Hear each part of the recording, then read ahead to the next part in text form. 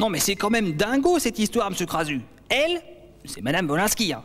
Elle écrit un livre qui s'appelle La femme qui aimait les hommes. Bah oui, je sais, lui c'est Monsieur Wolinski. Il écrit un livre qui s'appelle La morale. La femme qui aimait les hommes et la morale. Non mais vous avouerez que c'est comme si on posait un petit bout de glace sur une plaque de fourneau, ça. Eh ben oui, mais ça se passe comme ça chez les Wolinski. Allez, santé.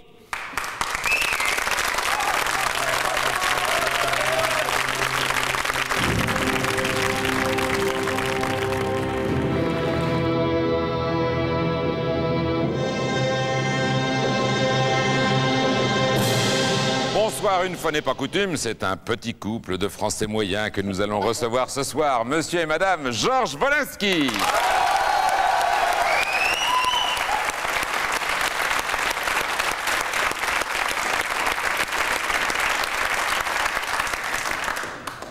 Vous me permettez d'être galant, Georges, pour une fois. Oh, ben bien sûr. Je peux.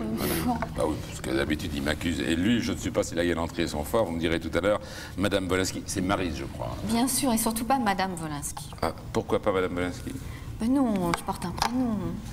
Maryse Wolinski. C'est vraiment la féministe, là. Pas du tout. Pas du tout. C'est la femme qui aimait les hommes, mais... je ne suis pas sûr que les hommes vous le rendent bien, parce que dites donc, le traitement que vous leur rendez dans ce roman, c'est le troisième? Troisième roman, oui. C'est votre métier aujourd'hui, romancière? Oui, donc j'ai été d'abord journaliste et je reste dans l'écriture. C'est bien plus amusant d'être romancière. Oui. Ben, on va quand même parler de ce titre qui en dit beaucoup, hein. La femme qui aimait les hommes, encore une fois. Il ne faut pas faire une lecture rapide de ce titre. Hein, qui aimait quand même, qui aimait. Je ne sais pas si elle les aime encore. Monsieur Georges, ça va? Très bien, oui. Alors, moi, je connais votre métier. Tout le monde connaît votre métier. Tout le monde connaît votre talent de dessinateur, y compris à la télé dans Mon Zénith. Je signale d'ailleurs que dimanche, ce sera le best, ou plutôt le bêtisier de Mon Zénith à moi, 12h30. On devrait vous y retrouver assez souvent avec votre non, talent. parce que moi, je suis caché dans la régie, on ne me voit pas. Oui, mais enfin, les dessins, si. Dessins. Ah, je sais pas s'il y a des bêtises dans les dessins. Il n'y a jamais de bêtises dans mes dessins. En tout cas, c'est pas du tout le dessinateur qu'on reçoit ce soir, mais un rôle qu'on vous voyez mal remplir à la perfection, prof de morale. Prof, non, j'ai ma petite morale et puis je fais part de mes réflexions à mes copains, quoi. Oui. C'est une question d'âge? Oui, un peu. Oui. Ouais, j'aurais pas pu faire ce livre-là avant. Il y a, à un certain moment, on a tellement empilé de sagesse retenue qu'on se croit obligé de faire la morale aux autres. D'abord, j'ai mis 10 ans pour écrire ce livre, parce que c'est des pensées que j'ai notées pendant une dizaine d'années. Donc il faut quand même au moins déjà avoir 10 ans derrière. Ouais. Et avant, j'en avais fait un autre qui s'appelait Les Pensées, où il y avait aussi pas mal de choses. Bon, bah... Il n'empêche que ça s'appelle La morale, on en parlera plus en détail tout à l'heure, par Monsieur Wolinski. L'homme qui, quand même, jusqu'ici, je le rappelle devant sa femme, avait écrit « Je ne pense qu'à ça », quand même. C'est quand même une curieuse morale. On peut ne penser qu'à ça et être tout à fait moraliste. Ah bon? J'entends, Marie? Ça doit être un bel enfer chez vous, quand même, quand vous écrivez tous les deux. Vous nous raconterez l'enfer dans un instant, puisque c'est la première fois qu'on a deux personnes qui vivent ensemble et dont le métier est d'écrire, mais des choses totalement différentes. Non seulement on vit ensemble, mais on est mariés. En plus, oui. Vous croyez que ça sauve les meubles? Allez, un petit coup d'œil sur la suite, on va les laisser tranquilles pendant 2 secondes. On solde, hein. Plus qu'une semaine pour nulle part ailleurs avant les vacances, on reviendra à la rentrée bien sûr. Sex, Sea and Son, bien sûr avec Béatrice, le best de l'amour chez nos amis les bêtes. Elle aussi ne pense qu'à ça, mon cher Georges. Ensuite, le défi lancé par François, en fait, c'est un SOS. Il faut sauver l'Europe. François veut sauver l'Europe, seul contre tous, et sans boule qui est, malheureusement. François chante Maastricht. Ensuite, vous aurez droit à Alexandra, Karl, les Guignols avec le tandem des fouteux ce soir, bien sûr. Tout à fait, Thierry. Et puis, pour la dernière fois, Bonaldi en direct du soleil, en direct de sa plage favorite et de la mer de Cannes. Bonaldi écrasé après son 3907e spot de pub. Bonaldi qui veut croire qu'il a passé la semaine enfermé dans la régie à voir. Ça, on a du mal à croire. Ça sera à 8h15. Les pubs sont géniales. J'en ai vu 2 ou 3. Elles devraient vous plaire. Ah oui. Elles valent vos dessins. C'est des vraies pubs. Elles sont géniales. Antoine. Ma chère Maryse, autant vous l'avouer tout de suite, je me suis battu tant que j'ai pu pour que vous soyez invitée seule, sans Georges, à nulle part ailleurs. D'abord parce que nous avons déjà reçu Georges 43 fois en 4 ans et que bon, faut pas pousser. Alors que vous, c'est la première fois que vous venez poser sur le fauteuil de nos invités ce gracieux séant, dont je gage qu'il a dû inspirer votre obsédé de mari lorsqu'il lui prenait l'envie de dessiner une femme dans le plus simple appareil, ce qui représente en gros 8 dessins et demi sur 10. Ensuite, parce que, ami sincère de la gent féminine, je trouvais équitable de recevoir seule la romancière à succès sans s'encombrer de son envahissant mari. Après tout, si on devait recevoir Paul Noussulitzer, on ne se croirait pas obligé d'inviter la femme de son nègre. Seulement, voilà, c'était compté sans Philippe et l'indéfectible amitié qu'il voue à votre époux au nom de 4 points communs qui sont pour lui comme autant de vertus cardinales. Petit 1, ils ont le même âge, 58 ans, même si en ce qui concerne Philippe, il s'agit d'années CFA. Petit 2, ils sont tous deux amateurs de cigares, gros comme la cuisse de Jackie Sardou, cigares qu'ils ont l'habitude de fumer en plaisantant finement sur leurs respectives prouesses amoureuses. D'ailleurs, comme le dit Georges à la page 112 de son ouvrage, non seulement je ne pense qu'à ça, mais je ne fréquente que des gens qui ne pensent qu'à ça. Et voilà donc notre 3e point commun trouvé. Petit 4, je ne vous l'apprends pas Maryse, ils ont tous deux des épouses, ayant Maryse pour prénom et ayant elles-mêmes en commun d'être blondes de la tête aux pieds. Enfin ça demande vérification. Bref, mon combat... Avec elle. Bref, mon combat était perdu d'avance et j'ai rapidement compris que si je voulais vous avoir, il me faudrait avoir Georges aussi. Eh bien, soit, on va faire avec. Bon, le bon côté de la chose, bien sûr, c'est qu'on a 2 auteurs pour le prix d'un. Parlons donc d'abord de vous, Maryse. Georges ne m'en voudra pas, lui qui écrit, page 137 de son livre, « Je suis un vieux cochon, mais j'ai une excuse à cela. Lorsque j'étais jeune, j'étais déjà un jeune cochon. » Soulignons tout d'abord la difficulté que vous avez dû rencontrer pour mener à bien votre tâche. Écrire un roman intitulé « La femme qui aimait les hommes en vivant avec un homme qui aime tellement les femmes », ça n'a pas dû être simple tous les jours. Ah, pas du mal, hein. Car oui, il les aime les femmes, Georges. N'est-ce pas lui qui écrit, page 131 de sa morale, ce superbe aphorisme, « Le visage d'une femme est un paysage ». Fin de citation. Même s'il est juste d'observer que si certains visages comme le vôtre évoquent la douceur de la campagne toscane, chère au cœur de Botticelli, il en est d'autres qui font plus penser à la plaine de la Beauce au moment de la récolte de la betterave sucrière, voire à Beyrouth-Ouest pilonné par les milices morabitounes. Des noms. Non, je n'aurais pas cette indélicatesse. Oui, la femme qui aimait les hommes, superbe roman de mœurs contemporaines dont l'action pourrait se résumer en une métaphore dont vous aurez la bonté, Maryse, de me pardonner la hardiesse, bordel à Bordeaux. Bordel tout psychologique, il s'entend, puisque votre héroïne est déchirée, dans tous les sens du terme, entre 2 hommes. Non.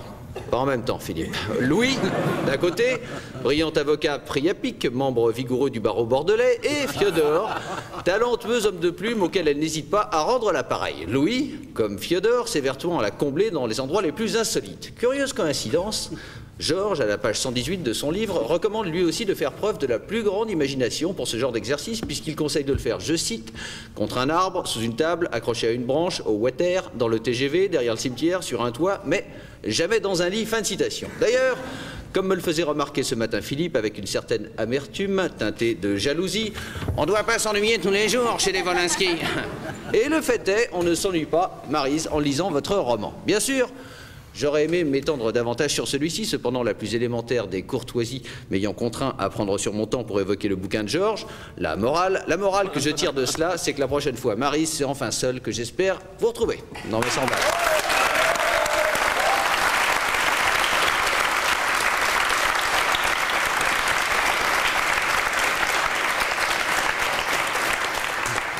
La claque que tu as eu tellement de mal à réchauffer, mais apparemment ça va maintenant, c'est l'École supérieure pour l'informatique et les techniques avancées, l'EPITA. Voilà. Entre la femme qui aimait les hommes et la morale, on ne devrait pas s'ennuyer. Après la pub, l'actualité. Toute l'actualité, Annie Lemoine. L'équation mortelle dans toute la corne de l'Afrique, guerre plus sécheresse, et chaque jour en Somalie, 500 enfants meurent. Commentaire d'Alain Contrepas. C'est la plus grande tragédie mondiale actuelle selon la Croix-Rouge. À Mogadiscio, en Somalie, on estime à plus de 100 le nombre d'enfants qui meurent de faim chaque jour. Sous une chaleur accablante, sans abri ou presque, les conditions de vie, de survie plutôt devrait-on dire, sont épouvantables. Ravagé par la guerre civile et la sécheresse, le pays n'a aucune ressource. La plupart des récoltes de céréales ont été détruites.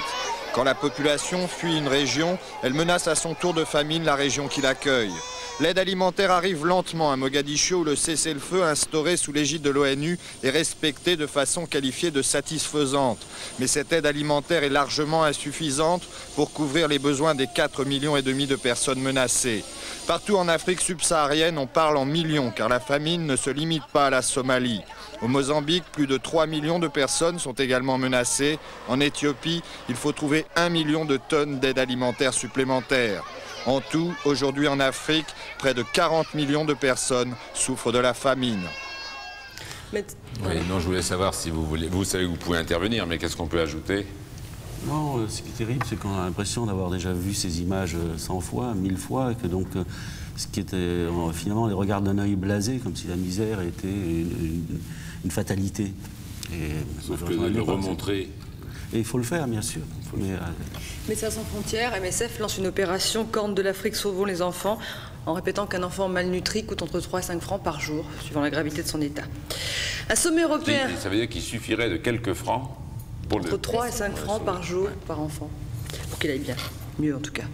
Sommet européen à Lisbonne, François Mitterrand demande une action forte de la communauté européenne à propos de la situation en Yougoslavie. Alors les Américains insistent, James Baker, secrétaire d'État, demande aux Européens de se décider à exclure l'ex-Yougoslavie de toutes les instances internationales et même de l'ONU. Le doute du côté français, où l'on rappelle qu'une telle mesure n'a pas été prise contre l'Irak ni même contre l'Afrique du Sud. Alors demain, le sommet se poursuit, il y aura peut-être des décisions d'annoncer. Ce matin, un bombardement à nouveau sur Sarajevo et puis l'annonce faite par la direction serbe de Bosnie du retrait de l'artillerie serbe autour de Sarajevo et à côté de l'aéroport où il y a, il faut le rappeler, 400 000 personnes qui sont bloquées depuis 3 mois dans Sarajevo. Une décision à suivre, à vérifier. Un événement en Allemagne, l'avortement qui devient légal et là c'est l'Est qui a dicté sa loi à l'Ouest. Débat houleux au Parlement où la coalition d'Helmut Kohl a été divisée sur ce sujet. Et les femmes allemandes pourront maintenant avorter en toute légalité les 12 premières semaines de grossesse. Il faut dire qu'il y avait déjà eu un vote favorable en 1975 et qu'il avait été annulé par la Cour suprême. Hein. Mais à l'époque, il n'y avait pas la réunification. Tant mieux parce qu'on est plutôt dans un sens inverse aux États-Unis. En France aussi, on commence. Ça veut dire que on retourne plutôt à des pratiques interdisantes. Hélas, oui, il faut se battre. Tant mieux que ça se passe en Allemagne. Vous avez toujours milité? Non, moi, je milite dans mon travail. Non, vous avez participé à une époque avec Gisèle. Oui, bien sûr, absolument. C'était donc le mouvement Choisir, absolument, oui. J'étais aussi proche du MLF. Le TGV se vend bien, c'est une bonne nouvelle pour Jacques Alstom, autrement dit pour la France aussi. 27 rames de commandées, des rames qui relieront Paris, Bruxelles, Cologne, Amsterdam. C'est un contrat de 4,6 milliards. Les agriculteurs ont fait de la pub aujourd'hui à Euro Disney. Ils ont bloqué les abords d'Euro Disneyland à Marne-la-Vallée ce matin pour dire leur refus de la réforme de la PAC, action de la FDSEA. Ils sont aussi allés verser du désherbant sur les pelouses de Jacques Delors dans sa résidence secondaire dans l'Yonne. Le bac de français fait un mort à Châteauroux, 2 lycéens qui se disputent et se tapent avant les épreuves. Un jeune de 18 ans de nationalité marocaine a été tué. Wimbledon, demain en 3e tour, on aura Lecomte Forget face à face, voyez-vous, pour une place en 8e de finale. Qualification aujourd'hui de Butch, de Tosia et de Julie Allard. Julie Allard qui, après avoir éliminé la numéro 5 Sanchez, a battu la Tchécoslovaque Sukova en 3-7 aujourd'hui, donc c'est bien. Vous savez qu'elle est en grande forme. Ouais. Elle va passer dans les 20 meilleurs du monde. Oui, peut-être. Elle est 23e aujourd'hui. Ouais.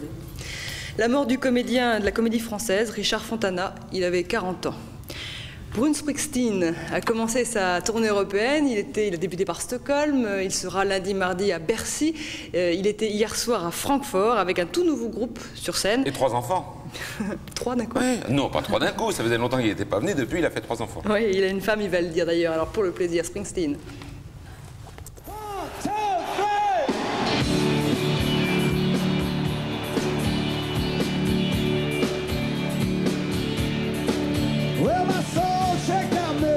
As I said, listen to the hours and minutes ticking away. Just sitting around waiting for my life to begin while I was out just slipping away. And I think what I've tried to do over the past few years was I tried to find my place. Like, hey, I never had a real success at having a relationship. I've had no success. I never had any children, and I was 40 years old, and I felt like I wanted and needed those things. You know, I met the right gal, and so really I spent that time trying to you know, trying to get that part of my own life together so that I would have something new to give or say or do to the people that come to see me, hopefully, you know.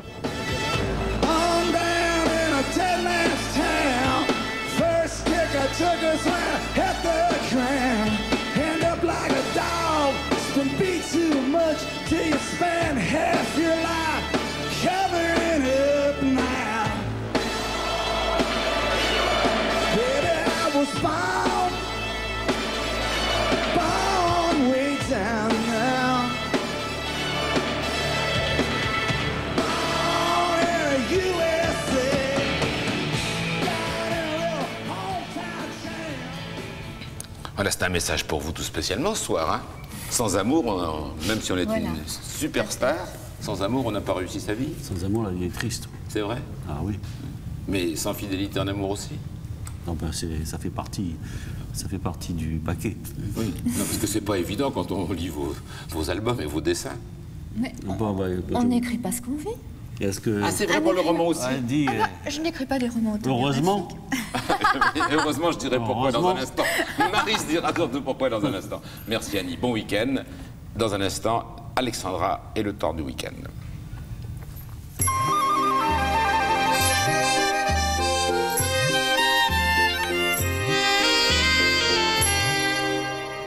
Non, c'est pas de cône déguisé, c'est Alexandra, genre, vraiment. Belle Alexandra.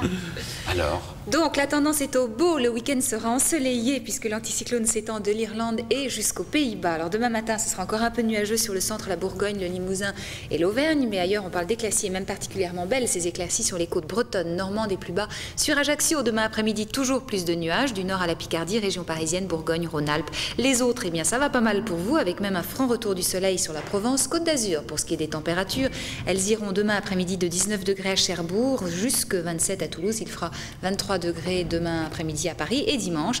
Eh bien voilà une belle journée en perspective. Il était temps, sauf peut-être dans le sud des Alpes et sur l'Auvergne et Midi-Pyrénées. Les températures seront stationnaires. Elles iront de 22 à 28 degrés. Et enfin voilà une petite dernière pour la route. J'ai pas pu m'en empêcher.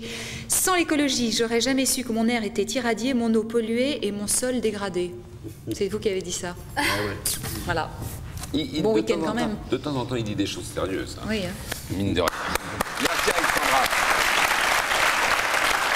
Le zapping après la pub.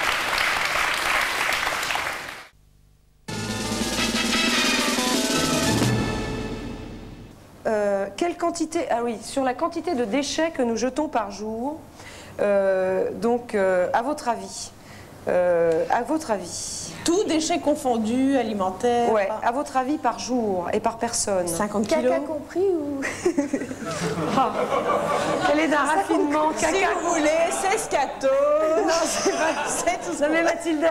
Ça compte ou pas? Mais je sais pas pourquoi c'est chez vous, c'est...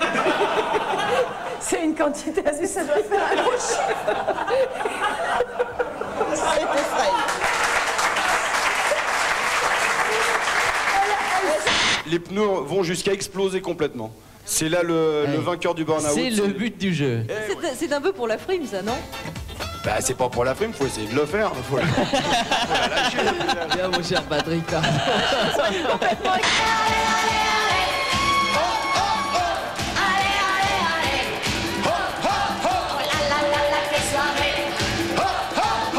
Croyez-moi, c'est pire. On n'est pas près de l'oublier.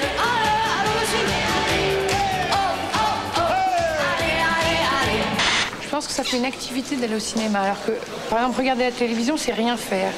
Quand on dit, t'as fait quelque chose aujourd'hui? Non, j'ai regardé la télévision. Tu as fait quelque chose aujourd'hui? Oui, je suis allée au cinéma. C'est une activité. C'est bien, hein? C'est quand même... Quoi qu'en dise Valérie, c'est quand même une belle chose la télé, parce que pouvoir voir à la fois et choisir, donc entre Pascal Sevran et Valérie Lemercier, c'est pas mal. Ouais. Hein? Mais vous préférez Pascal, je sais, vous. Oui. Bon. J'ai de l'amitié pour lui. Oui, ça ne m'étonne pas. Vous dites chanter de temps en temps, non? C'est vrai que vous venez de faire du cinéma? Oui, oui.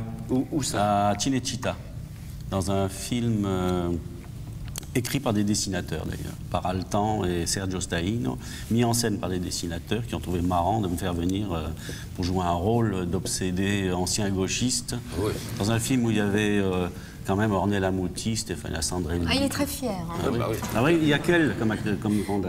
Je comprends qu'il soit obsédé, il était déjà avant, alors là, je comprends aussi qu'il vous ait choisi. Alors, c'est facile Non, de... non.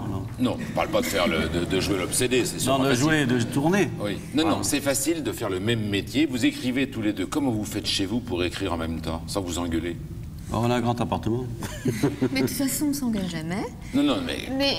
Quand vous écrivez un roman, vous pensez. Lui, quand il dessine, il pense pas. Si, il pense quand il cherche les idées. Il a raison. Quand je cherche des idées, je pense pas. Tu penses pas? Non. Ah bon? Là, mais pour trouver des idées, il faut penser. Ah, peut-être, oui. Mais moi, je suis un pensif, moi, je suis pas un penseur. Vous voyez, elle vous contredit déjà, alors comment ça doit être à la maison? Non, ça se passe très bien. On est complètement enfermés. Lui, il laisse sa porte grande ouverte. Oui. Moi, je m'enferme. Il faut fermer toutes les portes. Parce que lui, il fait du bruit. Oui, parfois, il met CNN, la radio, une autre chaîne, etc. Alors que vous, quand vous êtes dans l'écriture du roman... Rien du tout. Mais pourquoi vous n'allez pas habiter ailleurs, alors? Parce qu'il m'interdit. Non. Mais les histoires qu'il y a dans le livre, vous ne les testez pas sur lui? Oh bah non. Non, ça me permettait de me poser la question d'autant, savoir si lui testait ses dessins sur vous. Moi, oui. Oui. Mais uniquement à la maison. Ah bah... Non, vous n'êtes pas obligé de répondre.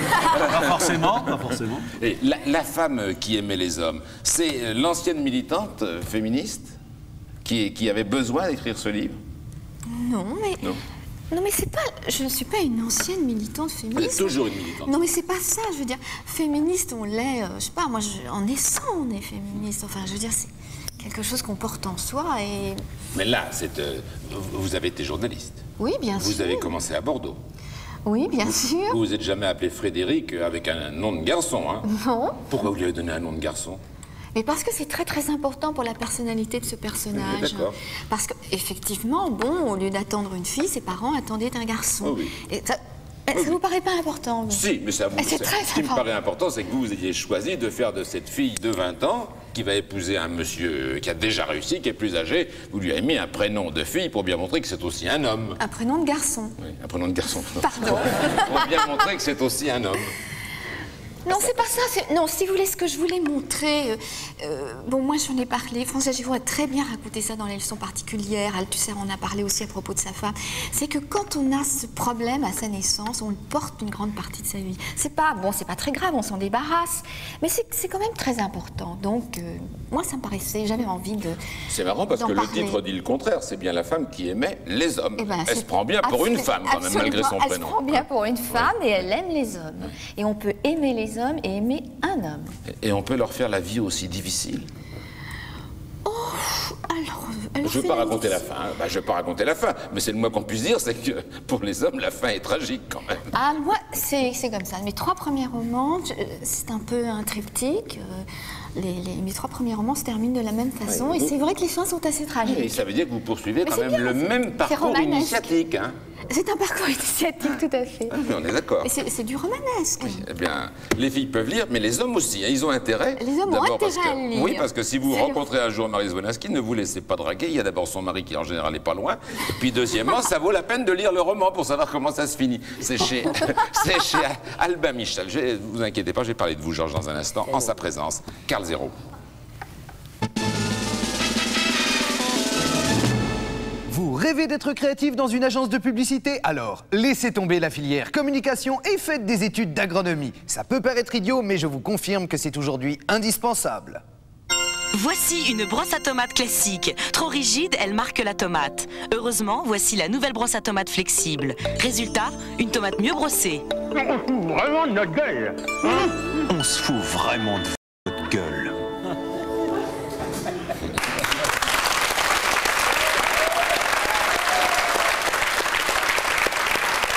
Bonaldi vous en montrera tout à l'heure qui sont presque aussi drôles que Karl.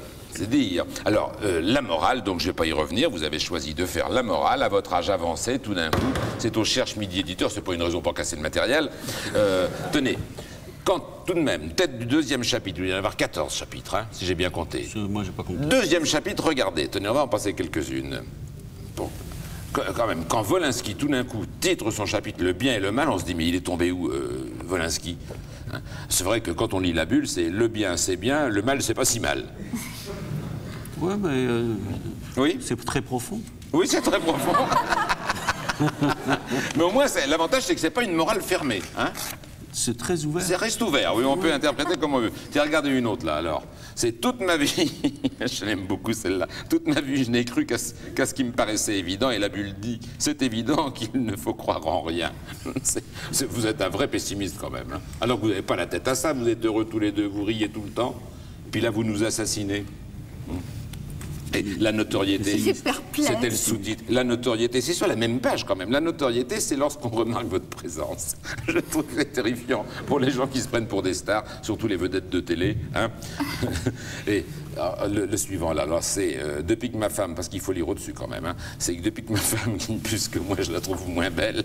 Ça donne, j'ai faim, je sors de prison, j'ai pas de travail, t'as pas 100 balles, regarde un peu dans mon sac. Alors, vous avez un curieux sens de l'amour.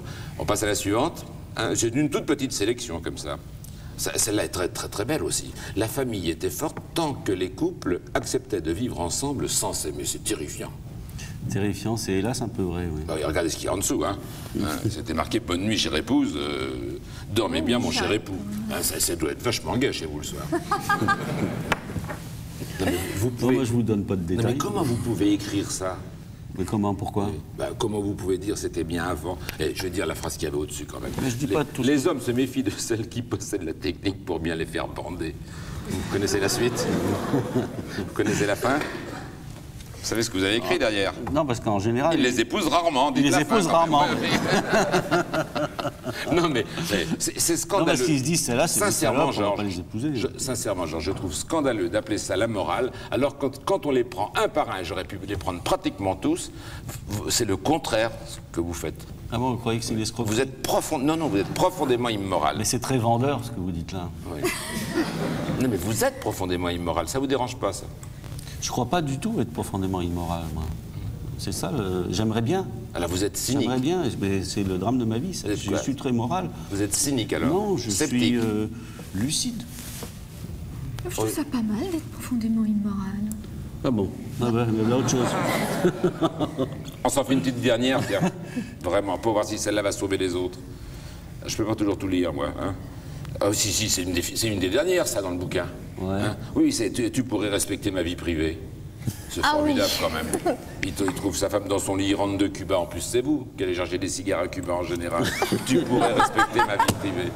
Ça s'appelle La Morale, c'est aux éditions Le Cherche Midi. Vous savez bien qu'avec Georges, on ne peut que se contenter de piquer comme ça. Le reste, vous irez le lire dans le livre.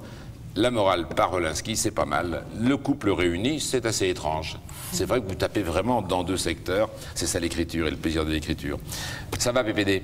Oui, ça va. Moi, je suis un homme de lettres qui aime les femmes, surtout les femmes de lettres qui aiment les hommes. Oui. Je peux vous faire un dessin car je sais me servir de mon crayon, moi aussi. Ceux qui ont suivi l'actualité ont compris tout ce que vous avez dit, mon cher Lecoq. C'est très insolent, un couple qui affiche son bonheur comme ça. Ailleurs que dans Voici. On passe, on gomme, pas de procès, on enchaîne.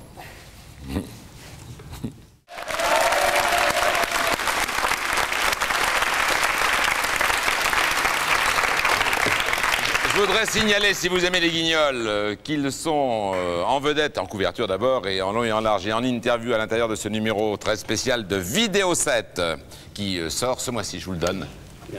Et ils disent des choses absolument définitives. Un petit service aussi à tous ceux qui nous appellent pour nous demander l'éditeur du livre de celui qui nous éclaire à l'ISAD que j'ai présenté l'autre jour.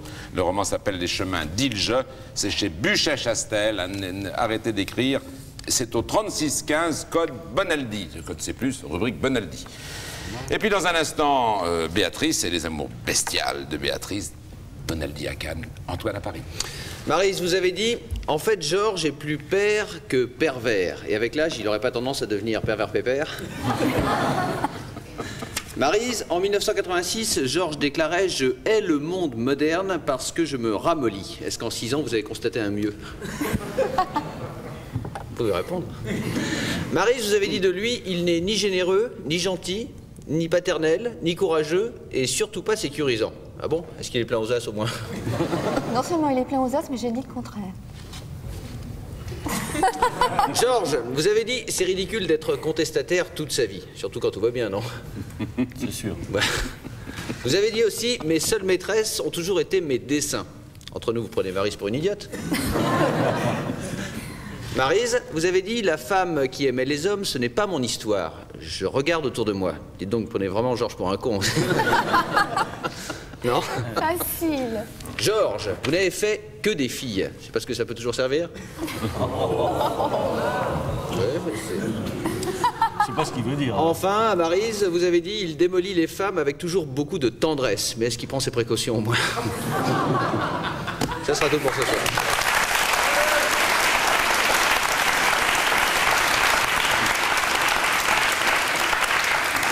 J'espère, mon cher Antoine, que Maryse t'enverra d'urgence son prochain bouquin, qui n'est pas un roman et qui s'appelle La lettre ouverte.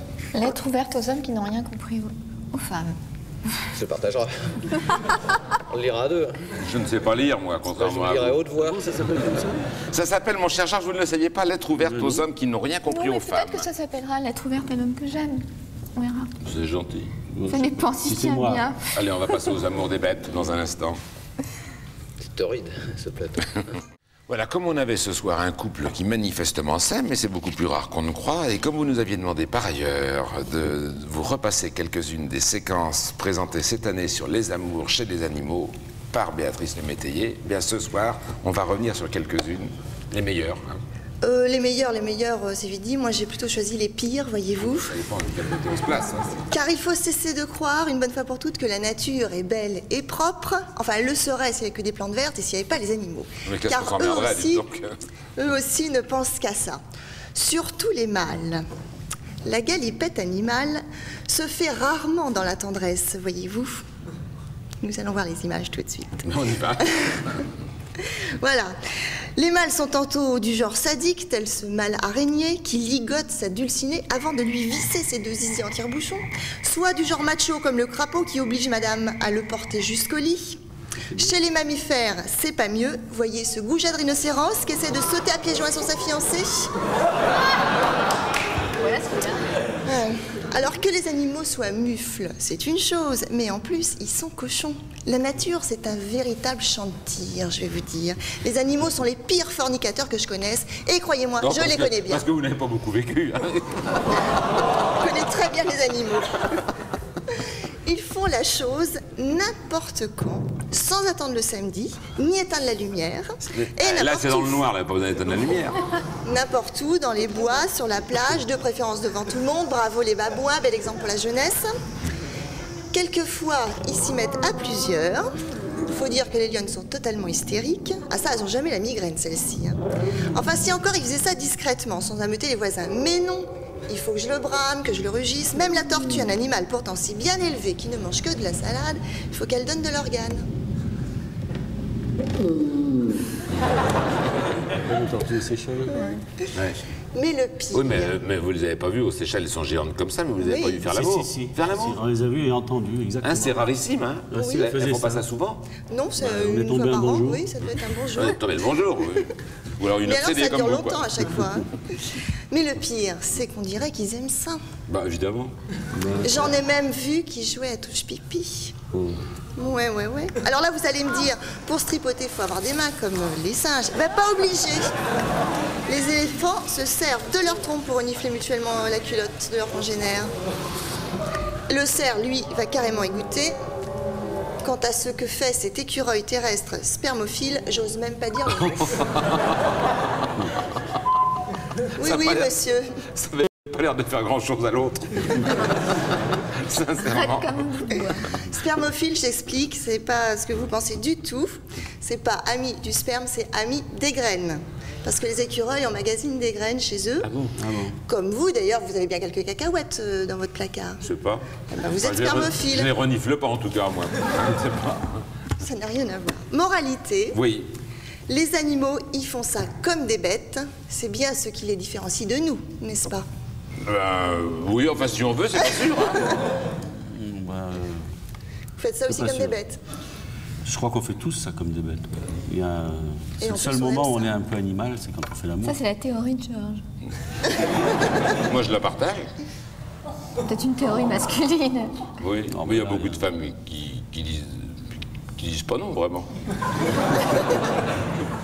façon, on fait tout ce que ces animaux font, on le fait. Non mais non mais écoutez, votre femme est quand même une sainte nitouche, mon cher Georges, parce que dans La femme qui aimait les hommes, ce qu'elle fait vivre à son héroïne de 20 ans... Ah oui, ça... C'est pas nul. Ben non, heureusement. C'est pas dans la tête non plus, en tout cas au début. Après, ça devient plus grave. Mais c'est sur 15 années, ce livre. Enfin, pourquoi que tu crois que je l'ai épousée? Ben, je m'en doutais bien. C'est pour ça que je dis que c'est une sainte nitouche. Merci, Béatrice. Allez, on va rester dans la culture. On va rester dans la culture et dans la tendresse. Ceux qui ont les oreilles un peu sensibles peuvent aller chercher les boules qui est. C'est François.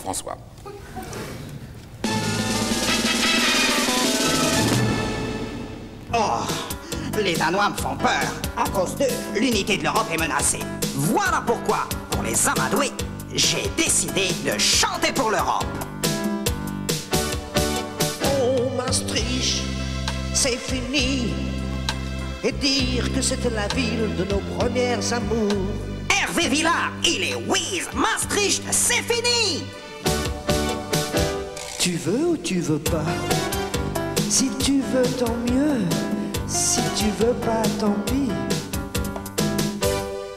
Maastricht, la la la la la la la la la la. Brigitte Bardot, elle est forte. Tu veux ou tu veux pas?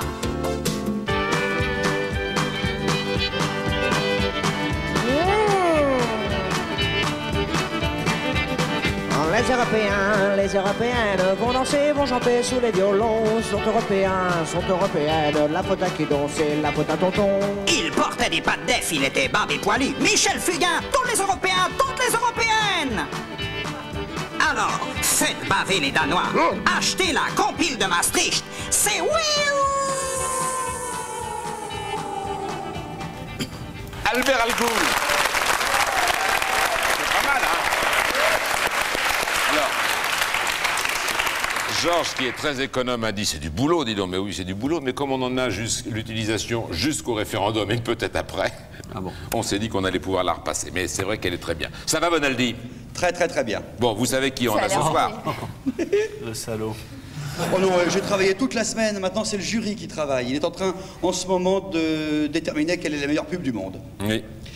J'ai une petite sélection rien que pour vous. Vous allez voir, c'est un journal danois qui s'appelle Politiken, un quotidien national extrêmement sérieux, qui parle de tout, de politique, d'économie, et qui donne des recettes de cuisine. C'est invraisemblable, et pourtant ça existe. Regardez.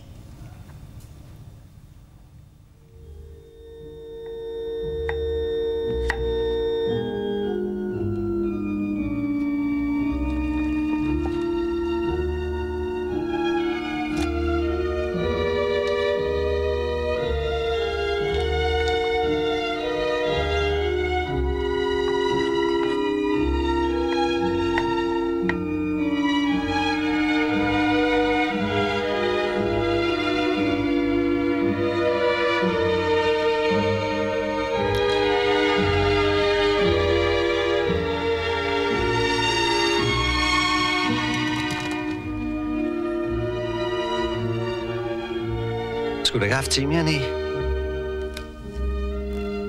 Timian?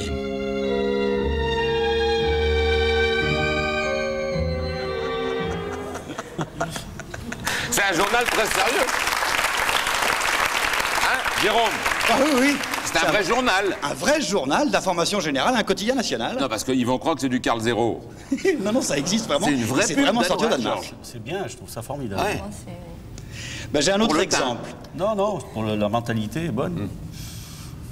Ben, ça fait longtemps qu'ils ont eu leur libération des mœurs, libération sexuelle, donc ça fait longtemps qu'ils parlent de sexe sans que ce soit une provocation. Autre exemple, c'est les Hollandais. Même chose, eux aussi, ils ont digéré ça depuis longtemps. Vous avez bu beaucoup, vous? Oui. c'est pour une alarme et c'est hollandais.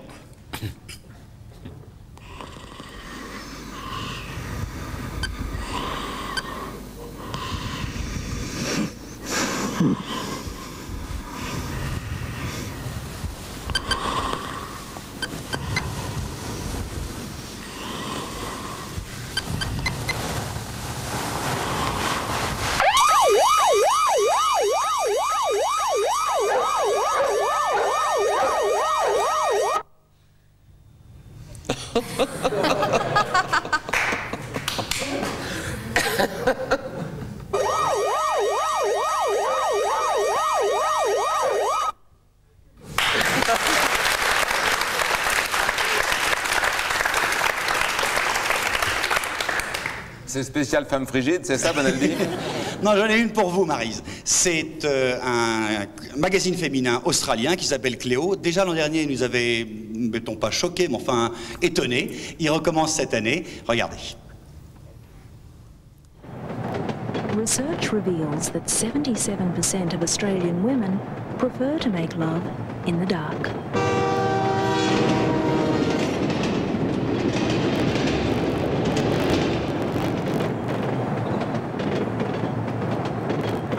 Just one of the surprising results of the survey, Love, Sex and the Dieting Woman. In March Cleo, the one with the bonus savings card. C'est quand même extraordinaire. Hein? Formidable. Non mais... On a envie d'acheter ce journal. Oui. Non mais c'est quand même étonnant, c'est le décalage entre ce qu'on interdit encore ici, et pas seulement en France. Et là, ça vient d'Australie, les deux autres venaient du Danemark et de Hollande, c'est ça? Exact. Ouais. Il y en a, puisque vous en avez vu 3000 et quelques, presque 4000, il y a beaucoup de pays comme ceux-là où c'est quand même, ça reste l'exception. Oh non, les Anglais restent très puritains, ils ont toujours la touche de l'humour. Les plus dingues, les plus fous, c'est les Australiens qui se servent du sexe comme une provocation. Et les encore plus dingues, c'est les Danois et les Hollandais qui, eux, rigolent carrément avec.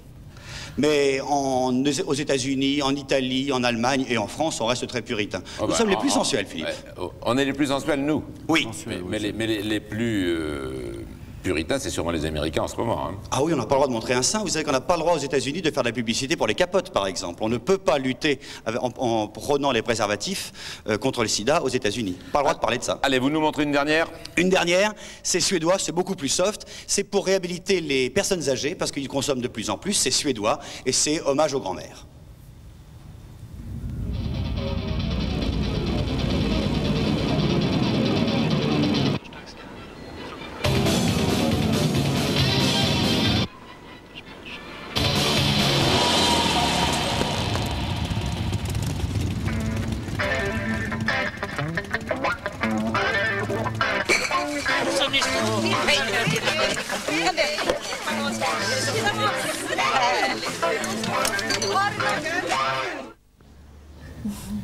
C'est simple.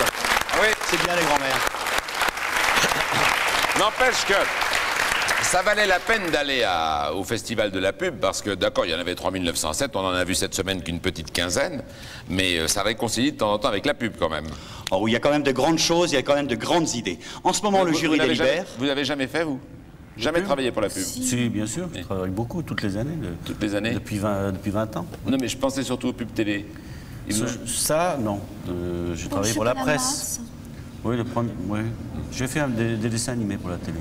Mais Bonaldi s'est déchaîné, il s'est même payé un deuxième avion. Le Grand Prix de la pub, c'est lundi, 20h15 sur Canal+. Comme j'étais sûr que vous allez me couper la parole, au moins en me payant un avion derrière, je suis sûr comme ça de pouvoir vous donner rendez-vous lundi. Vous avez du culot, Bonaldi. Amenez vos notes de frais. On verra ça lundi. Merci à vous, en tout cas.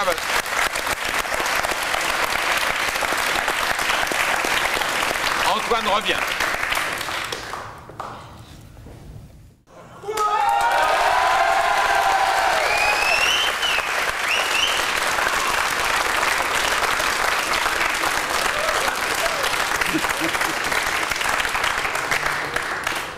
Soir Georges.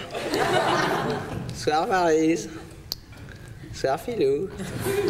Vous êtes pas ça, vous êtes vraiment trop laide. Je me présente, vite en bois Josiane, femme au foyer. Départ, je devais venir avec Raoul, mon mari, mais il a eu un empêchement. Moi, 95D et le minou épilé, j'appelle ça une grosse pouffe. Lui, il préfère dire empêchement. Enfin bref, Maryse, c'est fou les points communs entre nos deux couples. Déjà, vous et moi, même physiquement, il y a quelque chose. Je veux dire, pas trait pour trait. Mais rien que les cheveux, déjà, je suis d'un blond plus cendré que vous, d'accord? Mais n'empêche, il y a quelque chose. Normal. On est sœurs dans la tête, deux femmes modernes, ni soumises, ni rebelles, qui vivons des amours d'aujourd'hui entre le mensonge des passions éternelles et l'ambiguïté des sentiments provisoires. Je l'ai lu sur votre livre. Puis je suis comme vous, moi aussi, je suis marié à un obsédé. Ah ouais. Avant de traiter Georges de gros porc-lubrique, tentez d'avoir vu Raoul. Raoul, il a des très gros besoins. Ouais, monsieur. Tous les matins au réveil, avant même qu'il soit allé faire pipi, il faut que je m'occupe de lui. Notez, du coup, après, son robinet revient à une taille plus maniable. Ça m'évite de passer les murs à la serpillière avant même d'avoir pris mon café. Je veux dire les choses comme elles sont.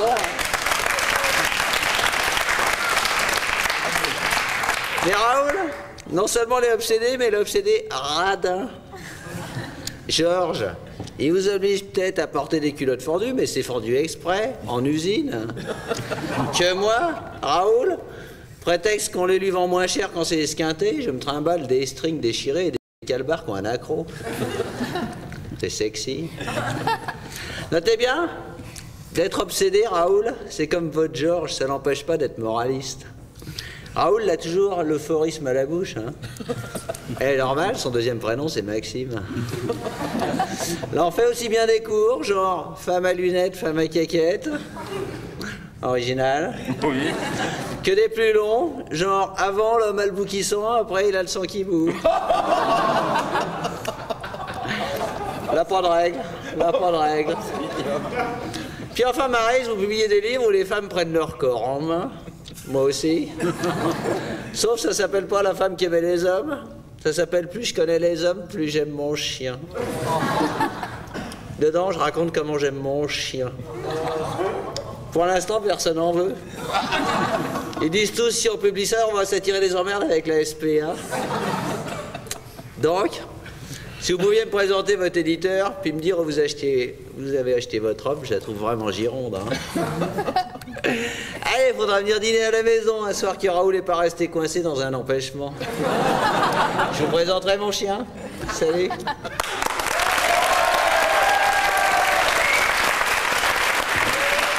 On va rendre l'antenne pour que les magnétos ne soient pas en retard ce week-end.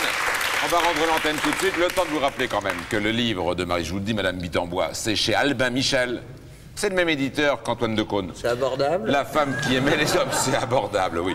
Et la morale, c'est le cherche midi. C'était le couple Wolinski. Vous retrouverez le talent de Monsieur Wolinski certainement dans le bêtisier de Mon Zénith à moi. Ce sera à 12h30, juste avant Rapido. Ce sera dimanche, je vous le dirai, Antoine. Et puis Jean-Claude Killy sera notre invité lundi. Jean-Claude Killy, merci à vous.